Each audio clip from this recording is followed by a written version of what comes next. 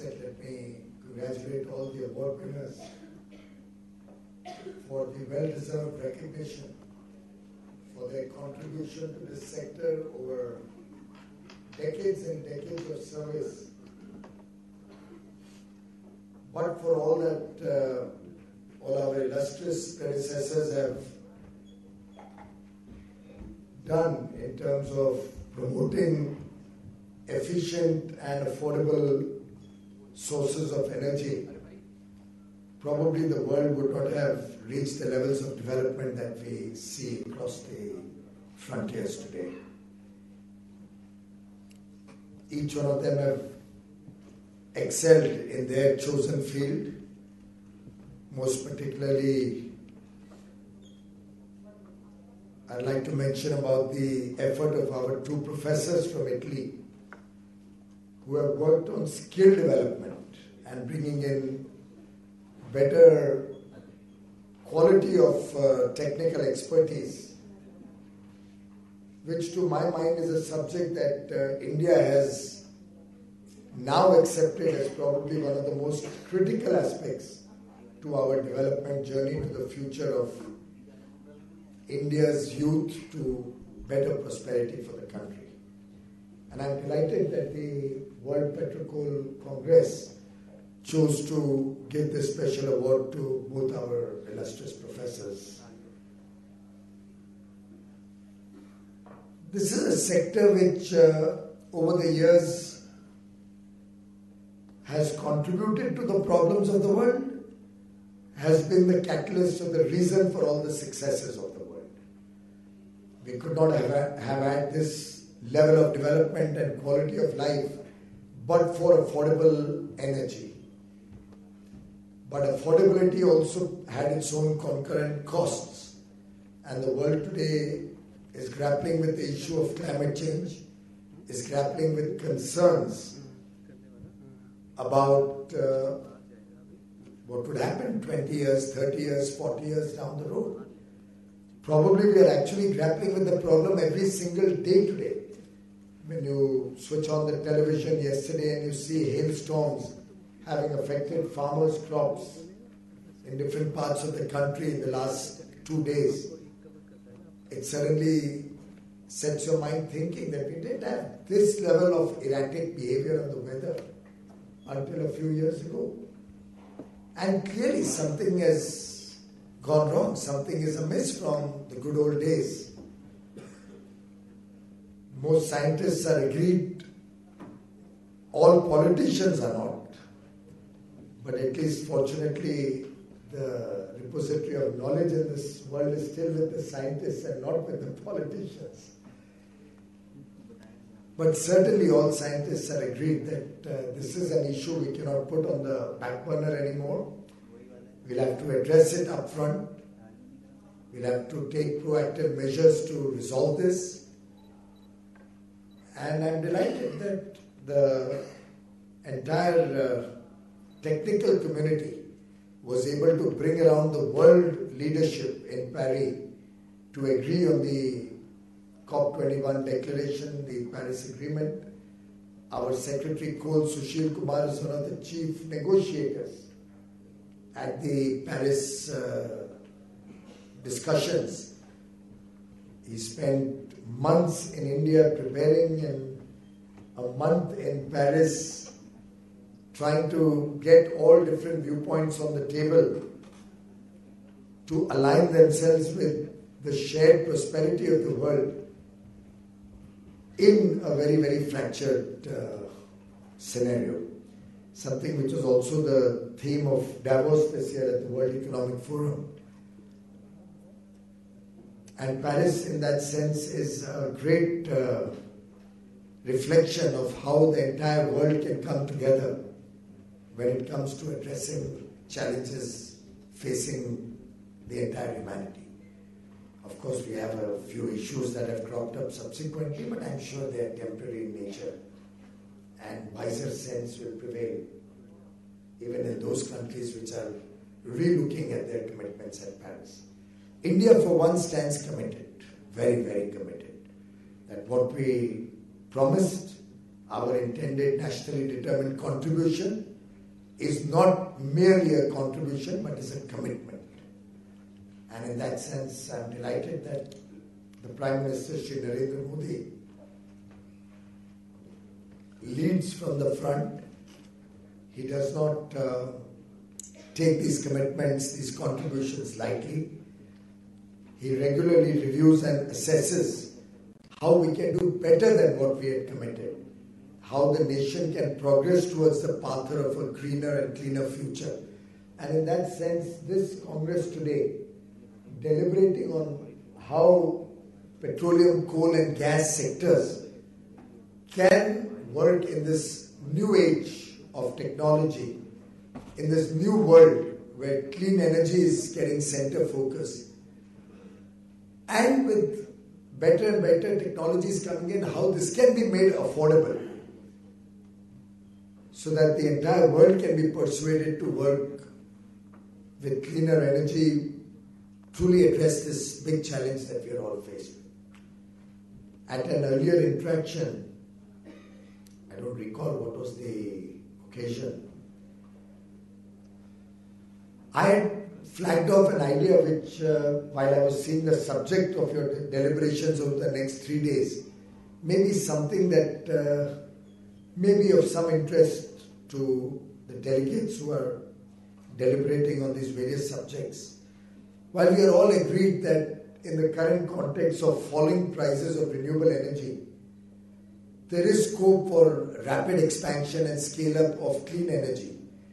And we'll have newer sources coming in from, let's say, tidal energy. We'll have more and more efficient wind energy being installed across the coastline or into the water, with the plant load factor of solar energy improving day by day.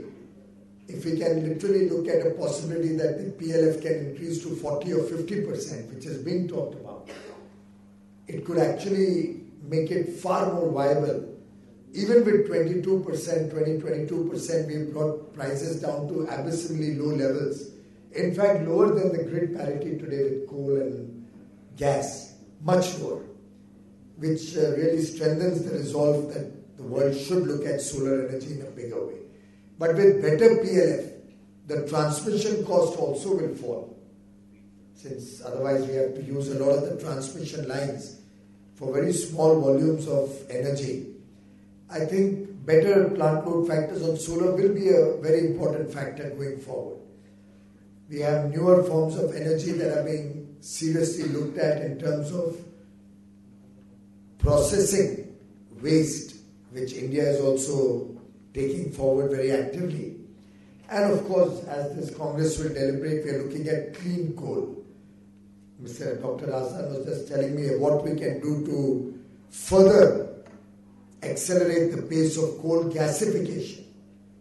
Should be a key focus area of the government and the private sector to see if we can convert our coal reserves, and we are blessed with abundant reserves, more and more into cleaner gas as a fuel, so that the effect of thermal power, thermal plants is reduced in the system. But one of the critical elements of injecting more and more renewable power into the system has been the fact that the base load is required to be able to inject renewable energy. And countries like India, which are not blessed with gas, are facing the severe crisis of the base load. What can be done to have better means of creating a base load which will ensure that power flows 24 hours a day and renewables get injected into that? Solar during the day, wind whenever it comes in.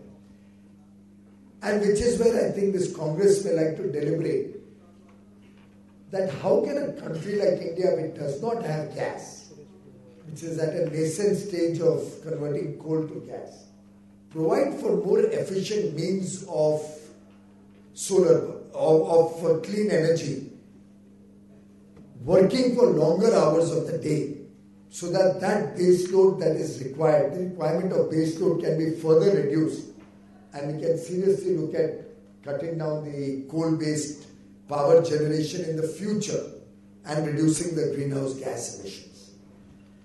Of course, wind in the sea, in the oceans, and possibly going a little deeper into the oceans can be a source which may give more longer hours or more certain hours of power supply. Wind being quite uncertain on land and restricted to 2 or 3 states in the country. I don't know whether thermal solar, which was at one point of time touted as a possible 24-hour solution, what is the latest status of technical developments on that? Battery storage is something we are all eagerly awaiting to see prices fall in battery storage. That will help us actually go towards lesser and lesser dependence on polluting forms of energy and possibly roll up or expand the renewable footprint and store power in the batteries. And as Mr. Srivastava rightly said, we are seriously looking at electric vehicles in a big way in this country, which will also provide us a large pool of battery, which we hope will act as a natural hedge, storing power in the battery during the day, the vehicle battery, and allowing it to be consumed in the later parts of the day, in the evening, early morning, so that our cities can begin to see lesser pollution. And the electric vehicle end-to-end is a cleaner solution. The power also being generated through renewable power during day hours, stored in batteries in a large pool of electric vehicles, and then going forward to power these vehicles in other hours of the day. Similarly, I had suggested that we should look at places like Leh Ladakh, where once upon a time there was a plan to have large 20, 30, 40 gigawatt of solar, but transmission cost was becoming a deterrent. But with better plant load output coming out of these deeply sunny regions, and with cost of solar equipment becoming cheaper, we should relook at what would be the effective cost of power coming in from these solar-rich areas, transmitted long distances into the grid. And we may actually find that also to be quite an effective alternative. So newer forms of baseload, better and more efficient, affordable battery storage, alternate forms of storage through solar thermal or any other newer technologies that may emerge in the days to come, better plant load factors, more reliable forecasting and scheduling of renewable energy. When we put together all of these factors, my own sense is we can seriously look at becoming less and less dependent on coal until such time as we can really find a viable and affordable solution to process coal, to convert coal to gas, possibly capture the carbon out of coal-based power plants and utilize it in a cost-effective manner. Currently, the costing of any such CCU initiative is totally prohibitive, especially for a country like India. And of course, technologies are very nascent. We do hear people talk about storage of carbon capture, but I don't think any country in the world has come forward to offer to store such carbon, particularly since its detrimental effects are totally unknown to all of us. Certainly, India would not like to store carbon capture in this fashion. So, all in all, it's a very relevant subject that you are all going to deliberate over the next 2 or 3 days. It's a subject that I hope will help us or enlighten us to think differently, will give us some ideas, some initial leads on which policymakers from the Niti Aayog, within the ministries, 9 ministries, and the private sector and academia can all work together and hopefully make sure that our generation leaves behind a better world for all our young children in this room and outside, so that they never have to feel ungrateful to their forefathers, and we don't leave behind a planet which is not a nice place to live in for the next generation. So let's dedicate this World PetroCoal Congress to our young boys and girls, friends from the next generation. Thank you so much, Honorable Minister. A great privilege and honor to have you amongst us this morning. I now request Mr. Anil Razan to please present memento to our chief guest, Shri PetroCoal ji, Honorable Union Cabinet Minister of Railways and Coals, Government of India. Thank you so much, sir, for joining us, for your time, for your gracious presence. We are truly delighted to have you amongst us.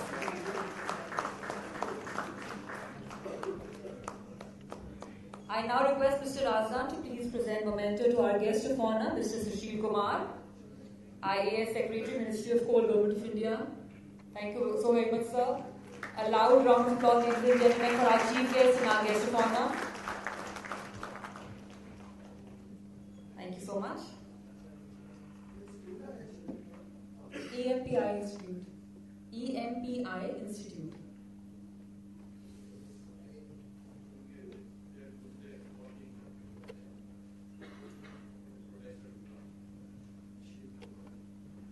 I request Mr. Shiv Kumar to please join us on stage.